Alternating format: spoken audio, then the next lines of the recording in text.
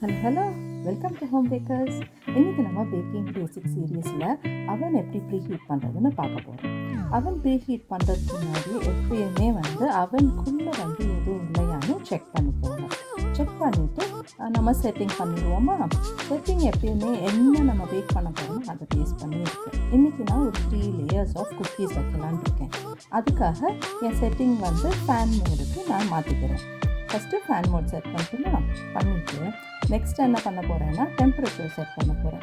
Temperature chocolate chip cookies, அதனால் ஒரு 175 180 அதுக்குள்ளே வைக்கலான்னு இருக்கேன்.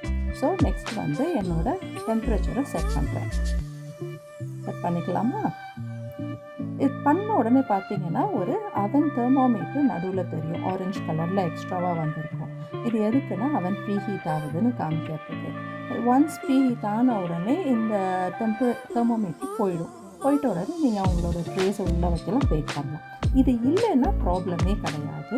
என்ன பண்ணிங்கன்னா செட்டிங்ஸ் வைங்க, டெம்பரேச்சர் வைங்க, அதுக்கப்புறம் ஒரு 10 மினிட்ஸ் ப்ரீஹீட் கண்டிப்பாக பண்ணிடுங்க. சரி, ப்ரீஹீட் பண்ணுறது எப்படின்னு காமிச்சிட்டேன், ஏன் பண்ணணும்னு ஃபஸ்ட்டு சொல்லு அப்படிங்கிறீங்களா? நேராக டெமோவே காமிக்கிறேன் உங்களுக்கு, வாங்க. ப்ரீஹீட் பண்ணலன்னா இது மாதிரி ஒரு கண்டென்சேஷன் ஃபார்ம் ஆகும். ஸோ நான் குக்கீஸ் பேக் பண்ணுறேன், பார்த்தீங்கன்னா அப்படியே மெல்ட் ஆகிடும். அதுவே ரைட் டெம்பரேச்சரும் ப்ரீஹீட்டிங்கும் பண்ணிங்கன்னா நல்லா மொறுன்னு இருக்கும். ஐஸு டார்ட்ஸுக்கும் இதே கதை தான், சாகியாக ஆகிடும் நம்ம ப்ரீஹீட் பண்ணலன்னா.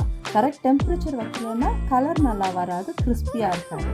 அதுவே ரைட் டெம்பரேச்சர் ப்ரீஹீட் ரெண்டும் நீங்கள் பண்ணிங்கன்னா கலரும் நல்லாயிருக்கும், கிறிஸ்பியாக இருக்கும், சாப்பிடவே ஆசையாக இருக்கும் உங்களுக்கு. பஃப் பேஸ்ட்ரிக்கு இன்னும் சொல்லவே வேண்டாம், அவ்வளோ பட்டர் போட்டிருக்கோம் பஃப் பேஸ்ட்ரியில். அத்தனையும் நீங்கள் ப்ரீஹீட் பண்ணலன்னா இல்லை ரைட் டெம்பரேச்சர்னா மெல்ட் ஆகி ஊற்றி வேஸ்ட் ஆகிடும். இதை விட முக்கியம் கேக்ஸ், ஏன்னா அடிக்கடி அதுதான் நம்ம பண்ண போகிறோம். கேக் நல்லா டாலாக ஃப்ளஃபியாக நல்லா ஹைட் வரணும்னா கண்டிப்பாக ப்ரீஹீட் பண்ணுங்கள். கரெக்ட் டெம்பரேச்சரும் மெயின்டைன் பண்ணுறது இம்பார்ட்டண்ட்.